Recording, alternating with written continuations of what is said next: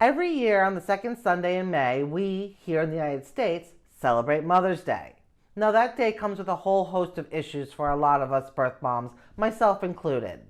But what a lot of people don't know is that the second Saturday in May, the day before Mother's Day, has been coined as Birthmother's Day or Birthmom's Day. Now I have a whole other set of issues with that, but before I get into that, let me introduce myself for those who might be new here. My name is Kat Davald. I'm a 48-year-old birth mom, and I have been in reunion for 4.5 years with my 33-year-old daughter. Now let me just give you a little bit of history about Birthmother's Day and how it came to be. In 1990, May 12th to be exact, the day before Mother's Day that year, a group of birth moms from Seattle, Washington got together and created what's known as the Birthmother's Day movement.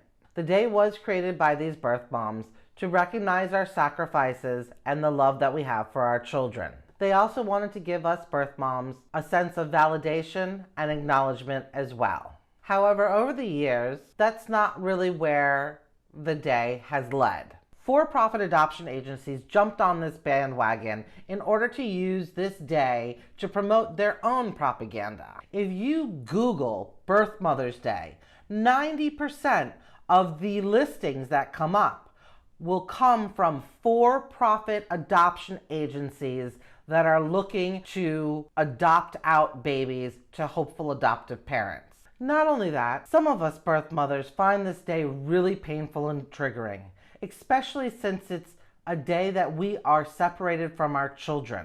It seems that we are further separated from our children by not being allowed to celebrate Mother's Day and having to celebrate Birthmother's Day instead. It also puts pressure on us to celebrate the biggest loss that we will have in our lives. Now I know everybody's not going to feel the same way about the day. Some birth moms do want to celebrate the day. Some birth moms who are in open adoptions get to see their children on this day or on Mother's Day. So they get to celebrate and see their child. It allows them a day for themselves, for them and their child to celebrate on their own if they choose to. It's a day that they don't have to share with the adoptive mother.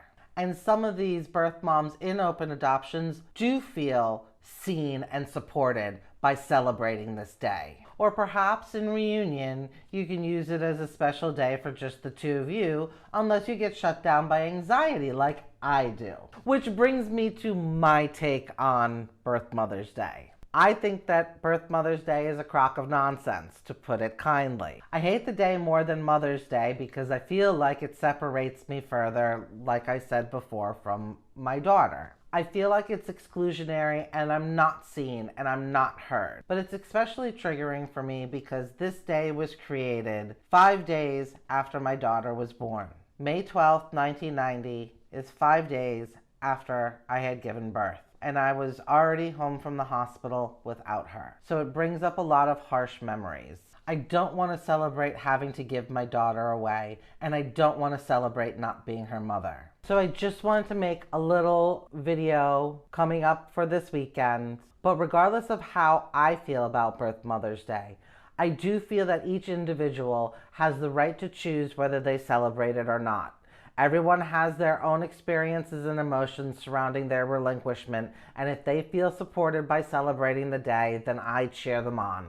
As for me, the weekend is probably my most hated weekend out of every year, and I feed myself with food and trash TV just to get through it. I'm sending all of you birth moms hugs and strength to get through the weekend.